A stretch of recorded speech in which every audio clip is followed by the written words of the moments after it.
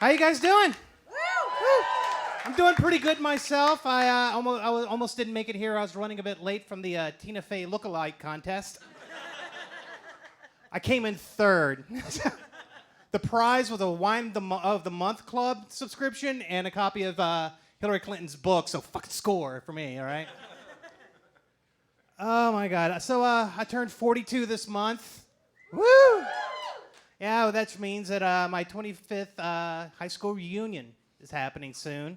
I'm not going because why the fuck go to your high school reunion? I have Facebook. I could resent you from here, you know? God, you're still a douchebag. All right, cool. I'm saving $800 on airfare and hotels. Awesome.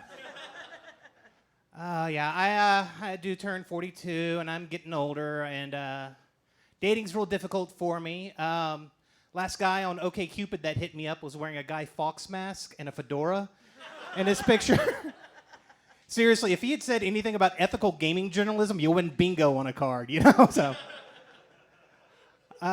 Tinder's no good for me. Tinder, I just basically end up like making small talk with like the escorts on there. So, swiping right for me on Tinder is pretty much like a lapsed Catholic still crossing themselves, you know? It's not going to work out for me. The last time I got hit up on this website called FetLife. Real quick, have you guys ever heard of FetLife? Woo! Few of you have. If you don't know what FetLife is a website for people who are into kinky sex. Oh, you mean like spanking? Sure, if you're basic, all right? But no, this guy hit me up and he said, oh man, I want to do a porn with you.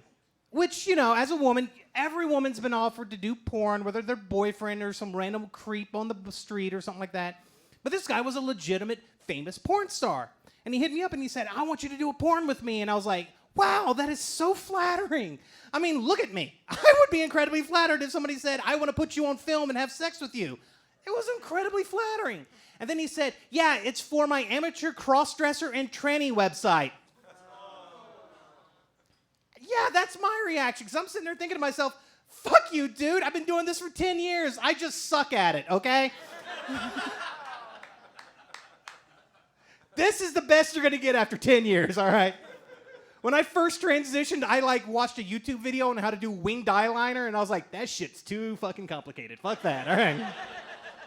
This is the best you're getting out of me. Oh my God, this was not who I envisioned I would become when I transitioned. I had visions of who I wanted to become. They were all based on who I was before I transitioned, which, I'll be honest with you, I was a complete fucking tool when I was younger. Total loser. Like when I was 14 years old, I wanted to, be a rebel. I wanted to be different. And, it's the early 90s, Nirvana, Pearl Jam, grunge. What do? I listen to classical music. But the thing is, I'm just listening to the greatest hits of Mozart and the Amadeus soundtrack. I'm a fucking classical music composer, okay? I'm not even doing deep cuts, okay? Then I went through a Jimmy Buffett phase at 16. No 16-year-old should ever go through a Jimmy Buffett phase, okay? That is destined to be bald by 40. That's all I'm saying. When I was 19 years old, I tried to pick up a gimmick. Because when you don't have a personality, you pick up a gimmick. So it's true. You're running through your head going that fucking guy. That's what that is. God. But no, I tried to pick up a gimmick. So I decided I'm going to smoke a pipe.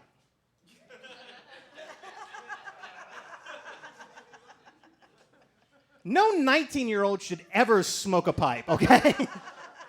The only time it was ever cool to smoke a pipe at 19 years old is when you're writing letters home before the Battle of Chattanooga, okay? Oh my God. But yeah, I'm getting older and I admit that I'm a loser and that kind of stuff. And and it was my whole life, and nowadays I'm still kind of getting it when I try to date, like this one kid, he hit me up and said, hey, why don't you come over, wear a little sexy schoolgirl outfit? I don't have plaid miniskirts.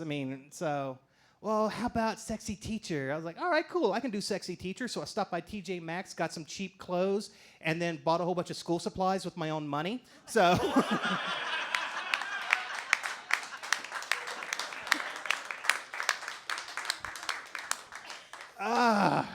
we still slept together. So.